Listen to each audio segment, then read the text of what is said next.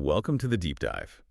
Today, we're looking at something pretty significant. Europe seems to be back on the map, big time, for the world's super rich. It signals, maybe, a real reshaping of global wealth flows.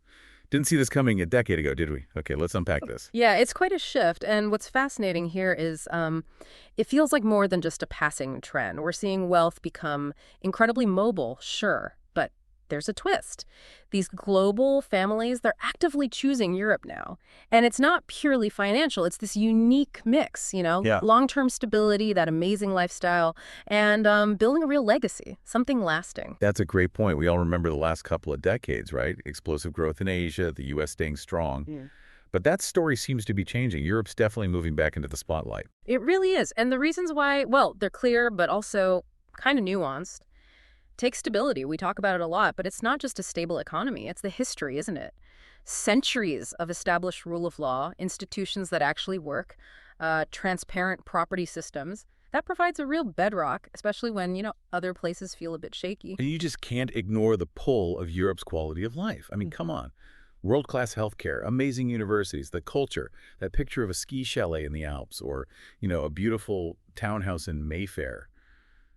It's very powerful, very European. Precisely. And that lifestyle, that cultural weight you mentioned, it makes prime real estate there so much more than just bricks and mortar. Owning property in London, Paris, the Riviera, Tuscany. It's cultural capital. It feels like a hedge against uncertainty elsewhere. It's a unique way to build that legacy we talked about. And governments have played a role too, using residency and tax programs. Though admittedly, some are tightening up now. Things like those golden visa schemes are getting a bit more scrutiny. Okay, this is where I think it gets really interesting. The generational thing. Millennials, Gen Z, they're inheriting or making this wealth, and they seem to have different priorities. Exactly. This new generation, they're often described as values-driven. And what's fascinating is how that plays out. It's not just about giving money away. It's about, impact. Purposeful investments, especially in property. For them, things like a green premium aren't just nice to haves, they're essential for the family's future image, their reputation. And Europe's focus, on environmental standards, preserving culture, transparency, it just clicks with those values. So with these changing values, are the old hotspots still the main draw? Or is money flowing differently across Europe? Well, London is still London. A global heavyweight, finance, education, it's all there. Paris is definitely growing, culturally and financially, maybe helped by Brexit. Switzerland, obviously, Geneva, Zurich. Still that safe haven appeal. But we're definitely seeing more interest in Southern Europe, too. Portugal, Spain, Italy, Greece. They offer that lifestyle blend, plus increasingly attractive residency options. And the Alps, still a magnet for those high-end chalets. Leisure plus stability. But it can't all be plain sailing. There must be challenges, right? We've got higher interest rates making borrowing pricier. Inflation is still biting.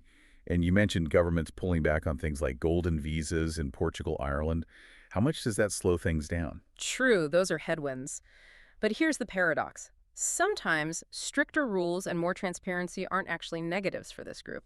In many ways, they reinforce Europe's appeal. They signal certainty, rule of law, and for the ultra-rich, often that predictability, that integrity can matter more than getting the absolute lowest tax rate. So we've got stability and lifestyle pulling one generation, purpose and values pulling another.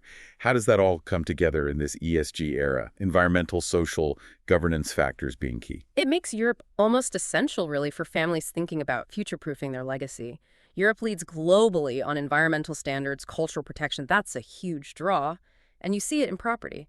Still strong demand for the best spots in London, the lifestyle places Riviera, Tuscany, Balearics, and Andorra, but also growing buzz around cities like Berlin, Milan, Lisbon. Property is still that anchor, security, lifestyle, legacy, not just ROI. If we connect this to the bigger picture, look, this isn't just a market bounce. It feels like a structural shift. Wealth is more mobile, yes, but families are thinking longer term, driven by these deeper values. So what does this all mean for you listening? Well, it seems Europe isn't just back in the game. It's genuinely leading again as a top spot for global wealth, driven by new priorities, a search for something more lasting than just returns. And maybe the provocative thought to leave you with is this: how do governments manage this? Balancing this huge inflow of global capital with the needs of their own local people, especially when Europe is so clearly becoming the destination of choice for heritage, healthcare, education, security, and, yes, that incredible lifestyle. Something to think about.